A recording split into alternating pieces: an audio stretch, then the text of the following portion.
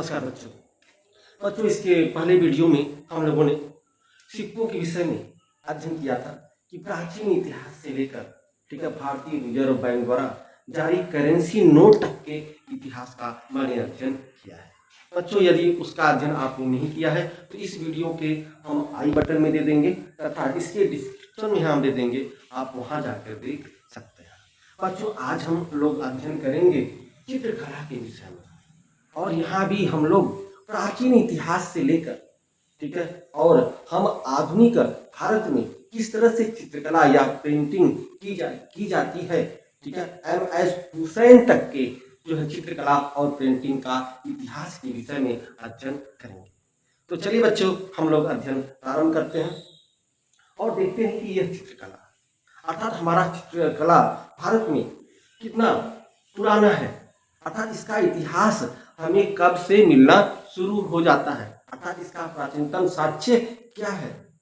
तो बच्चों बता दें कि जो हमारा भारत की चित्रकला है इसकी प्राचीनता ठीक है मानव की विकास का जो प्राचीनता है, जो इतिहास है ठीक है वहां तक ये जाता है।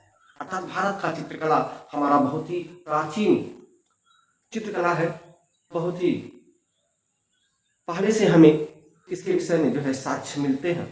और देखा जाए तो पहला प्राचीनतम साक्ष्य जो भारत में मिलता है चित्रकला के विषय में तो बच्चों वह है मध्य पाषाण कालीन जो स्थल है ठीक है, उनसे जो है हमें इस चित्रकला के विषय में जानकारी प्राप्त होती है। उसमें पहला नाम आता है भीमबेटका, आदमगढ़, प्रतापगढ़, मिर्जापुर, यह मध्यकालीन स्थल है। और इन सभी स्थलों पर जो हमें चित्रकला के विषय में जानकारी प्राप्त होती है। ठीक बच्चों, तो यह आपका भीमबेटका या आदमगढ़ यह कहाँ है तो बच्चों यह दोनों मध्य प्रदेश में है, और प्रतापगढ़ और मिर्जापुर कहाँ है बच्चों, यह उत्तर प्रदेश में है। इनके विषय में हमको जो है चित्रकला के विषय में सर्वप्रथम जानकारी प्राप्त होती है। और यह जो आपका आदमगढ़, भीमबेटका, प्रतापगढ़, मिर्जापुर, यह जो मध्यकालीन युगीन जो स्थल है वहां पर हमें किस तरह की चित्रकला मिलते हैं बच्चों, तो यहाँ पर पशुओं की चित्रकला जो है प्रमुख रूप से पाई जाती है। इसमें पशु को जो झुंड के रूप में भी दिखाया गया है और पशुओं को आखेट करते हुए भी चित्र बनाया गया है। अगर हम बात करें आदमगढ़ का तो आदमगढ़ में एक जो है चित्र, एक पेंटिंग मिलता है जिसमें गेंडे का शिकार करते हुए दिखाया गया है। और यह मध्यकालीन जो आपका ये स्थल है, इन स्थलों की विशेषता क्या है अगर देखें बच्चों तो जो चित्रकला की विशेषता क्या है, इसमें आप देखेंगे हमें जो है भित्ति चित्र माने भित्ति चित्रकला, दूसरा आपका चित्रफलक, चित्रपट तथा लघु चित्रांकन, यह चार चीजें जो है हमें इस मध्य पाषाण युगीन स्थल से मिलते हैं। तो आपने जो है पहला मैंने बताया कि जो है भित्ति चित्र, यह क्या है बच्चों, जो उसकी दीवारों पर चित्रकला की जाती थी उसे हम भित्ति चित्र कला कहते हैं। और हमारे भारत की प्राचीनतम जो साक्ष्य मिले हैं ठीक है चित्रकला के, वह यही भित्ति चित्र कला ही है। इसमें भीमबेटका, आदमगढ़, प्रतापगढ़, मिर्जापुर, इन सभी स्थानों पे हमें भित्ति चित्रकला के उल्लेख मिलते हैं ठीक है। और इसके साथ साथ भित्ति चित्रकला में देखेंगे अजंता, एलोरा, बाग, ये सभी गुफाएं भी क्या है भित्ति चित्रकला है, उनके दीवारों पर जो है चित्रकला उकेरे गए हैं। दूसरा आपने देखा कि चित्रफलक, चित्रफलक क्या था उस काल में बच्चों, तो चित्रफलक जो आपके धातु या लकड़ी की जो वस्तुएं बनाई जाती थी उन पर भी चित्र बनाए जाते थे उस समय मध्यकालीन युगीन के समय, और इसी को ही हम लोग कहते हैं चित्रफलक। एक होता है चित्रपट, यह चित्रपट क्या था बच्चों, तो चित्रपट चमड़े तथा कपड़े के टुकड़ों पर जो चित्र बनाए जाते थे उस समय वहां जो है उसको चित्रपट कहा जाता था। और अगला लघु चित्रांकन, तो लघु चित्रांकन का मतलब जो किताबें थी, किताबों के पृष्ठों पर भी चित्र बनाए जाते थे, कागज की पांडुलिपियों पर भी चित्र बनाए जाते थे, वस्तु के टुकड़ों पर भी चित्र बनाए जाते थे। तो मध्यकालीन युगीन जो स्थल है, ठीक है, उस पर जो है इस तरह की जो है हमें विशेषताएं मिलती है। बच्चों यहाँ पर ब्लैक बोर्ड में हमने प्राचीन इतिहास से लेकर आधुनिक भारत तक के इतिहास के, ठीक है, चीजों को मैंने लिख दिया है। एक ही जगह आपको सभी मटेरियल मिल जाएंगे, इसलिए बच्चों आप जो है अगर यदि इसका स्क्रीनशॉट लेना चाहते हैं, इसका स्क्रीनशॉट ले। चलिए बच्चों, आपने स्क्रीनशॉट ले लिया होगा। अब प्रश्न बच्चों यह आता है आपका कि जो भारत की चित्रकला है, ठीक है, मैंने देखा इसकी प्राचीनता मध्यकालीन युगीन स्थल तक जाता है, भीमबेटका, आजमगढ़, प्रतापगढ़, मिर्जापुर। ठीक है, एक स्थान और आता है बच्चों जो है, जो नाम आता है मीरहाना पहाड़। मीरहाना पहाड़ जो है यह आपका उत्तर प्रदेश में, इसमें जो है हिरण का चित्र मिलता है तथा दो रथ का चित्र मिलता है जो घोड़ों द्वारा खींचा जा रहा है। तो इस तरह के चित्र जो है आपके मिलते हैं। और यह जो आपका जो है मोरहाना का पहाड़ है बच्चों ना, यह भी मध्यकालीन स्थल है।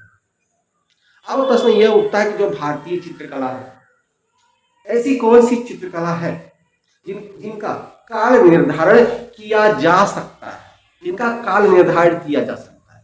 देखिए, यह जो मध्यकालीन युगीन जो स्थल हमने बताया आपको, भीमबेटका, आजमगढ़, प्रतापगढ़, मिर्जापुर, या आपने जो है मोरहाना पहाड़ देखा, ठीक है, तो ये सभी मध्य पाषाण युगीन स्थल है।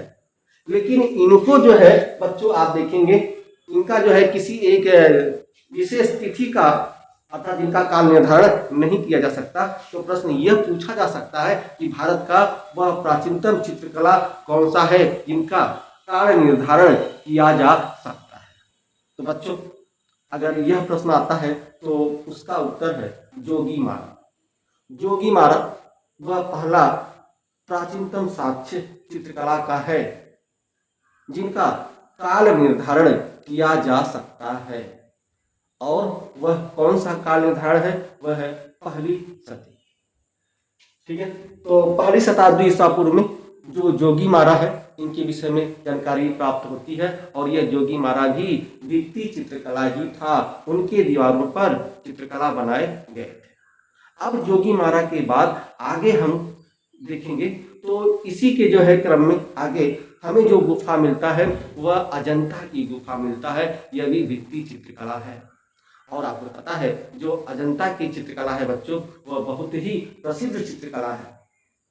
यदि आप घूमने गए होंगे तो देखे होंगे कि अजंता की चित्रकला कहाँ है। यह महाराष्ट्र के औरंगाबाद जिले में है, यह स्थित है। और यह बहुत ही चर्चित चित्रकला है जो अजंता की चित्रकला है। अजंता की चित्रकला में बच्चों आप देखेंगे इसमें 29 गुफाएं हैं। और इस 29 गुफाओं में गुफा संख्या 1, 2, 9, 10, 16 और 17, यह गुफाएं जो है बहुत ही महत्वपूर्ण गुफाएं हैं। और एलोरा की जो 29 गुफाएं हैं उसमें से गुफा संख्या 16 और गुफा संख्या 17, ठीक है, यह गुप्त काल से संबंधित है। गुफा संख्या 16 और 17 में जो उनके दीवारों पर चित्रकला मिलता है, चित्र मिलता है, वह गुप्त काल से संबंधित चित्रकला मिलता है। बच्चों जो है अजंता की गुफा है उस पर जो चित्रकारी की गई, इस पर चित्रकारी देखेंगे बच्चों दो विधि से की गई है। एक है आपका जो विधि है, यहाँ पर देखिए मैंने लिखा होगा, एक विधि है फ्रेस्को और दूसरा है टेम्पर। फ्रेस्को और टेम्परा। यह फ्रेस्को विधि क्या था बच्चों? तो फ्रेस्को विधि वह विधि थी जो गीले प्लास्टर पर चित्र बनाए जाते थे और उसके बाद उनके रंगों को भरा जाता था। लेकिन जो टेम्परा विधि है वह बच्चों सूखे प्लास्टर पर जो है यह चित्रकारी की जाती थी और रंगों के लिए सफेदी का प्रयोग अधिक किया जाता था। यहाँ तक कि अंडे की सफेदी का और चूने का भी प्रयोग किया जाता था इस टेम्परा विधि में। तो अजंता की जो चित्रकला है बच्चों, यह दो विधि से जो है इस पर चित्रकारी की जाती थी। एक जो है गीले प्लास्टर पर चित्र बनाए जाते थे और दूसरे सूखे प्लास्टर पर भी चित्र बनाए जाते थे। और जो ये अजंता की चित्रकला है बच्चों, ठीक है, इसमें देखेंगे यह जो है धार्मिक विषय अधिक थे। धार्मिक विषयों पर अधिक चित्र बनाए गए, विशेष रूप से बौद्ध और जैन धर्म से संबंधित जो है धार्मिक विषयों पर जो है चित्र बनाए गए। और इसमें बौद्ध ब्राह्मण धर्म से संबंधित चित्र नहीं मिलते बच्चों, इसमें बौद्ध और जैन धर्म से संबंधित ही चित्र मिलते हैं। और इसमें सबसे अधिक जो है बौद्ध धर्म से संबंधित चित्र मिलते हैं। और बौद्ध धर्म में भी पूछा जाए तो बौद्ध धर्म में विशेष रूप से जातक कथाओं के विषय में, ठीक है, अधिक चित्र मिलते हैं अजंता में। अब ये जातक कथाएं क्या है बच्चों? तो बुद्ध के पूर्व जन्मों का इतिहास, बुद्ध के पूर्व जन्मों का जो इतिहास था उसको हम जातक कथा कहते हैं। और विश्व की, ठीक है, यह पहली, ठीक है, लिखित कहानियां हैं, ठीक है, जिसे हम जातक कथाएं कहते हैं। ध्यान रखिएगा, जातक कथाएं विश्व की पहली, ठीक है, ऐसी जो है लिखित कहानियां हैं जो हमें मिलती है जातक कथाओं के रूप में। तो देखेंगे अजंता में मैंने देखा कि इनका जो विषय है वह धार्मिक था। इस पर जो है बुद्ध से संबंधित अधिक चित्रकारी की गई है। और बुद्ध में भी जातक कथाओं अर्थात बुद्ध के पूर्व जन्मों के विषय में अधिक जानकारी हमें प्राप्त होती है। अब देखेंगे अजंता की जो गुफा संख्या 16 और 17 है, मैंने बताया यह किससे संबंधित है, यह गुप्त काल से संबंधित है। और गुफा संख्या 16 में मरणासन राजकुमारी का चित्र अंकित है, अर्थात एक राजकुमारी है जो मरने की अवस्था में पहुंच गई है, उसका चित्र बहुत ही आकर्षण बनाया गया है। दूसरा, गुफा संख्या 16 में ही, ठीक है, महाभिनिष्क्रमण का चित्र दर्शाया गया है। यह महाभिनिष्क्रमण क्या है बच्चों? यह भी बुद्ध से ही संबंधित घटनाएं हैं। जब बुद्ध अपने बच्चों, अपने पत्नी, ठीक है, और अपने घर को छोड़कर ज्ञान के लिए, ठीक है, जंगल में चले गए, तो इसी घटना को महाभिनिष्क्रमण कहा जाता है। और अजंता की दीवारों पर इसको बहुत अच्छे ढंग से उकेरा गया है। और यह गुफा संख्या किसमें है? गुफा संख्या 16 में। तो गुफा संख्या 16 में हमने देखा दो चित्र आपको बताया, एक जो है मरणासन राजकुमारी का जो है चित्र, और दूसरा क्या है, जो बुद्ध है, ठीक है, बुद्ध की घटनाएं, कौन सी घटनाएं? महाभिनिष्क्रमण का चित्र अंकित है।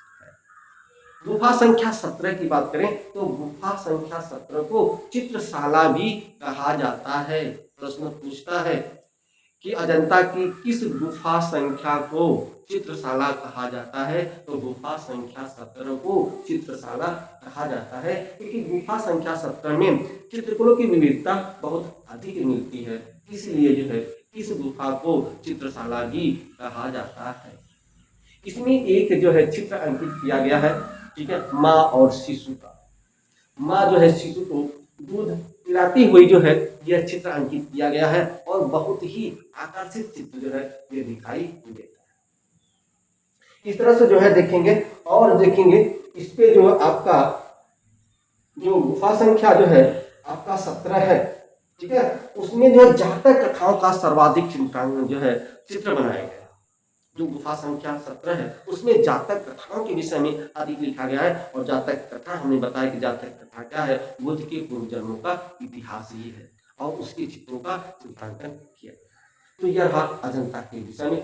अजंता के बाद जो है दूसरी जो गुफा आती है, जो महत्वपूर्ण गुफा आती है, वह बाघ, ठीक है, गुफा आती है।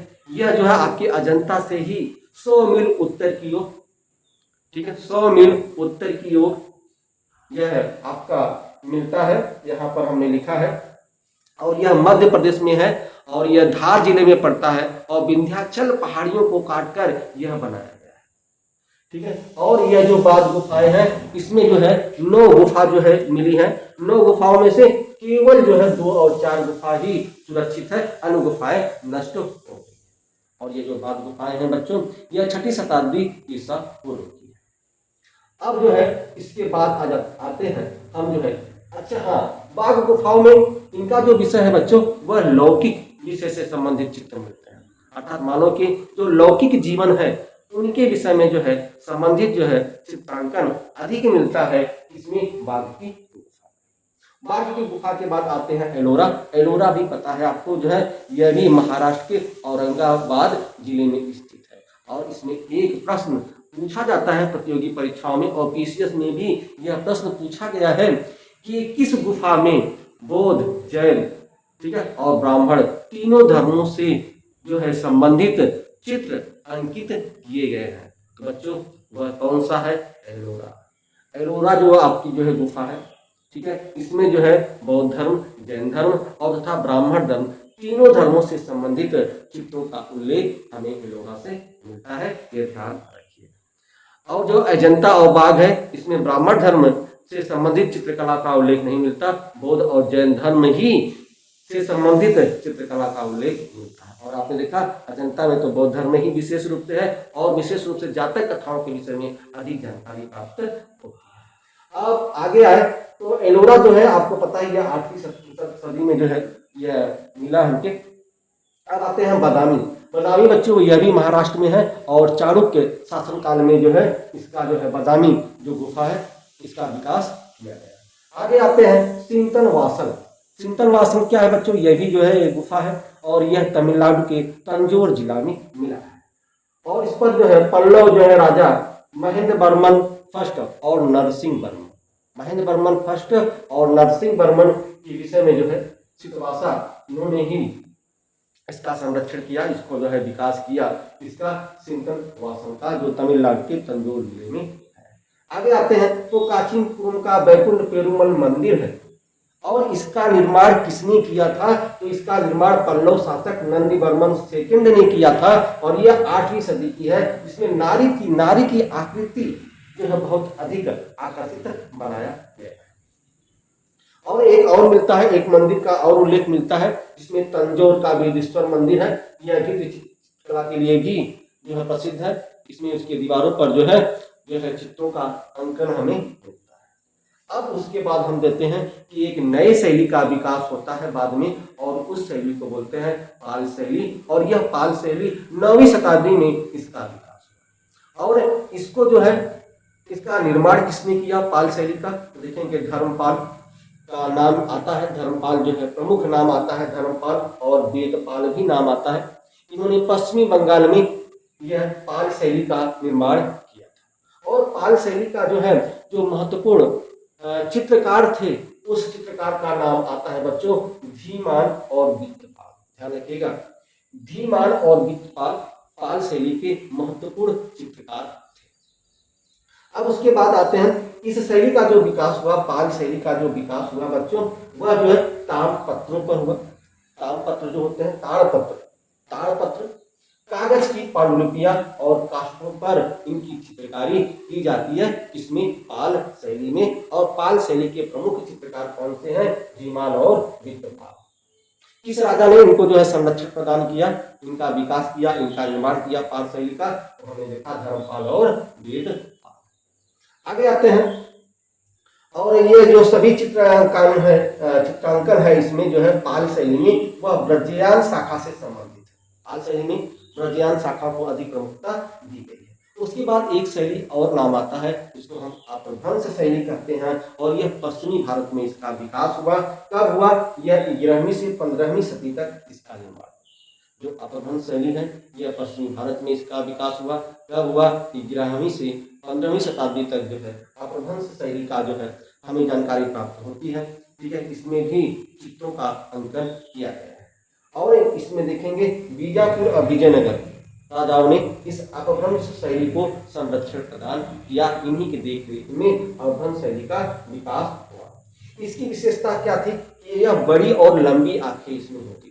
जो स्त्रियों का चित्र इसमें जो है मिला है उसकी आंखें जो है बड़ी और लंबी होती थी और उसके आंखों पर एक काजल का प्रयोग किया जाता था और वह काजल जो है आंख से लेकर जो है आप देखेंगे कानों तक एक लंबी रेखा के रूप में जो है इस तरह से काजल का प्रयोग किया जाता था। ये एक विशेष विशेषताएं थी अपभ्रंश शैली का। अब आते हैं मध्यकालीन में जो है धार्मिक आंदोलन के प्रभाव से, मध्यकाल में जो धार्मिक आंदोलन हुए उसके प्रभाव से एक अन्य शैली का विकास हुआ जिसे हम बोलते हैं राजपूत शैली। तो राजपूत शैली का भी विकास हुआ और राजपूत शैली में कई शैलियां आती हैं जिसमें से आपका मेवाड़ है।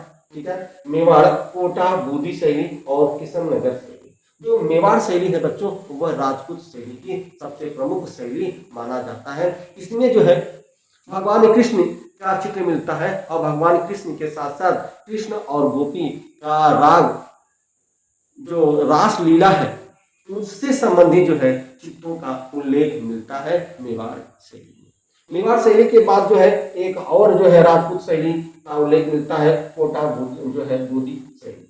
तो कोटा बोधी शैली में भी जो है हमें जो नाक है, ठीक है, वह अधिक लंबी और चुटीली जो है इसमें जो है चित्रकारी की गई है। और राजपूत शैली में एक शैली आता है किशनगढ़ की शैली जो 16वीं से 18वीं सदी में जो है ये आया और इसका विकास सबसे अधिक जो है यह आता है सावंत सिंह। सावंत सिंह एक राजा थे, राजपूत राजा थे। इसी के शासनकाल में जो है आपका देखेंगे किशनगढ़ शैली का अधिक विकास किया गया। और किशन शैली का जो है जो प्रमुख चित्रकार था वह निहाल चंद था। पूछता है कि निहाल चंद, ठीक है, जो चित्रकार था वह किस शैली का था, तो किशनगढ़ शैली का था निहाल चंद। इस तरह से हमने देखा कि भारत में प्राचीन साक्ष्य जो है कहाँ से मिले, अर्थात मध्य पाषाण युगीन स्थल से यह मिलना शुरू हो गया, ठीक है। और यह जो है हमने कहाँ तक पढ़ा, हमने जो है लगभग जो है राजपूत शैली अर्थात राजपूत शासनकाल तक का हमने इतिहास पढ़ लिया है, ठीक है। क्योंकि बच्चों यह वीडियो बहुत लंबा हो जाता है, ठीक है, इसलिए बच्चों हम इसको 2 पार्टों में विभाजित करके अध्ययन करेंगे। चित्रकला का जो भारत में प्राचीनतम शासक से लेकर आधुनिक भारत तक के इतिहास का अध्ययन करेंगे, ठीक है। MS हुसैन तक का अध्ययन करेंगे कि उन्होंने किस तरह की पेंटिंग और किस तरह की चित्रकारी की। लेकिन चूंकि वीडियो बहुत लंबा हो जाता है इसलिए इसको हम 2 पार्टों में विभाजित करके अध्ययन करेंगे, ठीक है। अगला जो हम पार्ट पढ़ेंगे बच्चों वह सल्तनत काल में किस तरह से चित्रकारी की गई, मुगल काल में किस तरह से चित्रकारी की गई। और आपको पता है मुगल काल में जो जहांगीर का काल था, ठीक है, उसे स्वर्ण काल कहा जाता है। और वह इतना निपुण था चित्रकला में कि यदि जो है चित्र जो है कोई भी पेंटिंग बनाई गई है तो जहांगीर आंख कौन सा जो है चित्रकार बनाया है, नाक कौन सा चित्रकार बनाया है, यह देखकर पहचान लेता था। इस तरह के गुण जो है जहांगीर में था और जहांगीर के शासनकाल को चित्रकला का स्वर्ण काल भी कहा जाता है, जिसका अध्ययन अर्थात सल्तनत काल से लेकर आधुनिक भारत तक में जो चित्रकारी की गई है रविन्द्रनाथ टैगोर, MS हुसैन, इन्होंने किस तरह की पेंटिंग की, इन सभी का अध्ययन अगले भाग में, अगले पार्ट में, अगले दिन हम लोग करेंगे। तब तक के लिए बच्चों